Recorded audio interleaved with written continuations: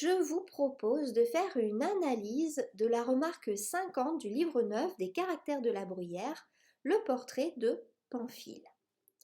Donc d'abord, on va étudier l'étymologie du nom propre.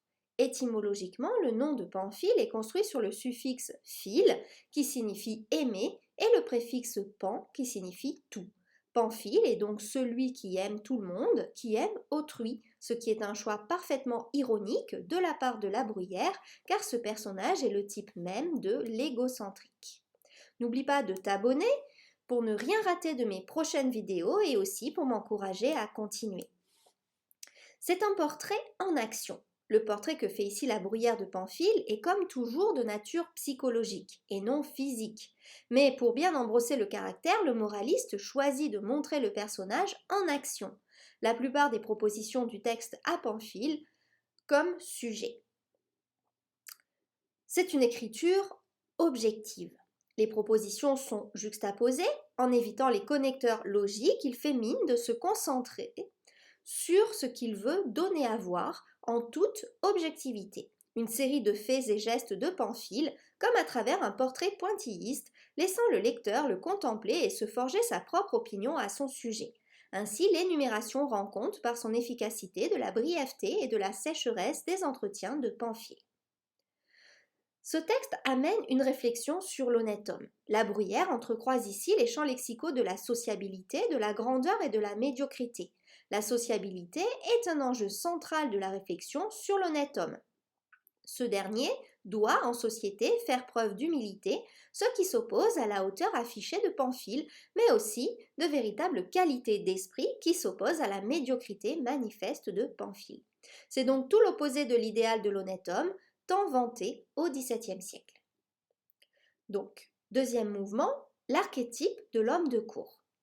C'est en utilisant la figure de l'antonomase, grâce à l'adjonction d'un déterminant indéfini, que la bruyère glisse du nom propre, Pamphile, renvoyant à un individu unique, parfaitement identifiable, et au comportement qui lui est propre, à un nom commun multipliable à l'envi.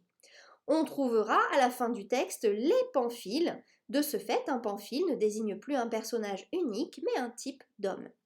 Du même coup, toutes les descriptions qui suivent se rapportent non plus au cas particulier de tel personnage ni de tel individu contemporain de la bruyère, homme de cour dissimulé derrière ce qui serait un portrait à clé, mais constituent les caractéristiques ordinaires de ce type d'homme, le snob de cour.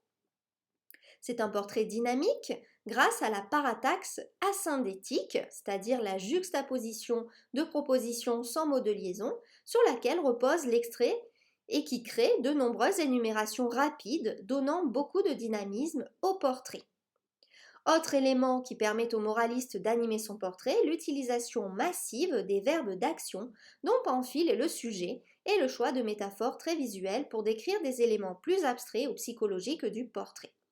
Le moraliste donne ensuite la parole à son personnage au discours direct, ce qui permet encore plus de donner vie à sa description.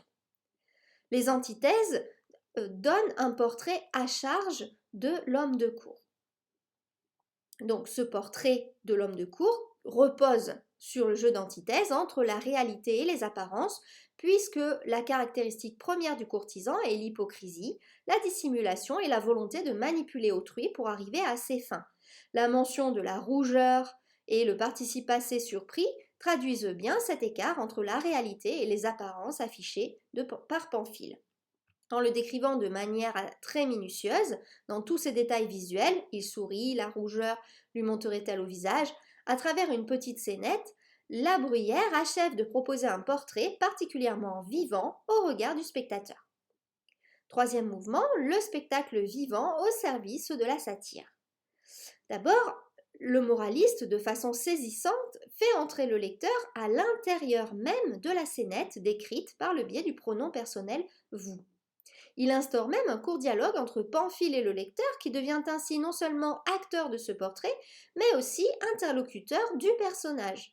Par ce dispositif, le moraliste invite le lecteur à regarder au plus près le comportement de ce personnage et à y reconnaître en effet un type social tout à fait familier et reconnaissable. Mais c'est une marionnette qui déraille. Le rythme du texte, par la parataxe et les asyndetes, s'accélère.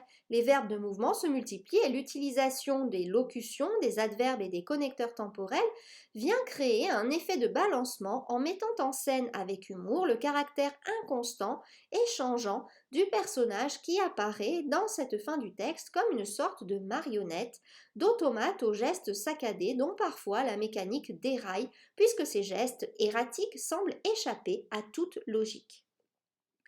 La pointe du texte joue de la métaphore, du theatrum mundi, avec la comparaison, comme sur un théâtre, l'antithèse du faux et du naturel, ainsi que les métaphores pour désigner les pamphiles, vrais personnages de comédie, ou leurs attitudes. C'est une scène pour ceux qui passent, et la référence à deux célèbres acteurs du temps, eux aussi transformés par le biais d'antonomase en type, les Floridor, les Mondori.